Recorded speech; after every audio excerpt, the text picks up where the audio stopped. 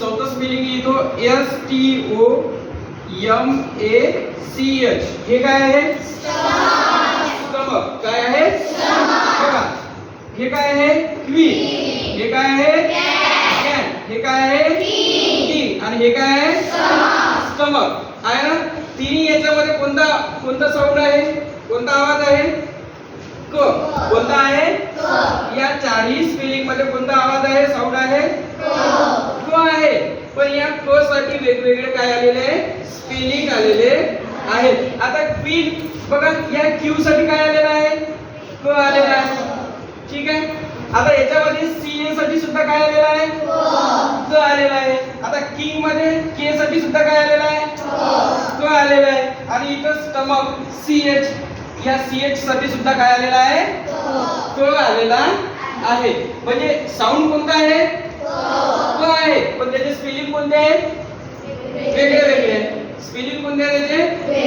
वेगळे वेगळे आहेत. आणि याच्यामुळेच आपल्याला इंग्रजी वाचता येत नाही, किंवा याच्यामुळे आपल्याला इंग्रजी वाचताना काय येते? प्रॉब्लेम येते. बरोबर आहे ना? म्हणून आता आपल्याला हे समजून घ्यायचं आहे की कोणत्या अक्षराचा साऊंड काय आहे, आवाज काय आहे. आता आपण एबीसीडी लिहितो बघा. आता याला काय वाचतो आपण? याला ए सी वाचा.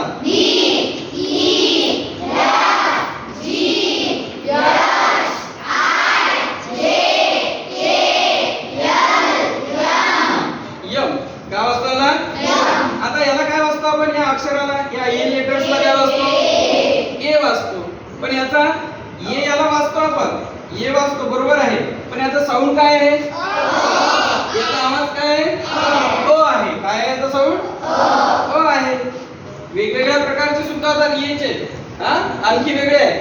अ होते, या होते, आ होते, होते ना. पण आपण सध्याचा कोणता पाहणार आहोत? अच पाहणार आहोत. ठीक आहे. आता याला काय वाचतो आपण? बी वाचतो. काय वाचतो याला? बी वाचतो. पण या बी चा साऊंड काय आहे? ब. काय साऊंड आहे त्याचा? बी लिहितो का आपण? काय वाचतो त्याला? साऊंड काय त्याचा? ब. जरी बी वाचतो तरी त्याचा साऊंड काय आहे? ब आहे. आता याला सी वाचतो आपण. सी. याचा साऊंड काय आहे? काय आहे? स आहे. काय आहे?